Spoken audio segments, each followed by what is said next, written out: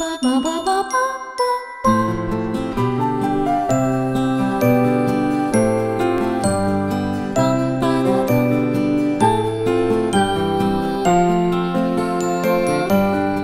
1056, Yingxian Wooden Pagoda in Shanxi is the oldest and tallest existing pavilion-style structure built entirely of timber. Together with the Leaning Tower of Pisa in Italy and the Eiffel Tower in Paris, it is considered one of the three wonders of towers in the world.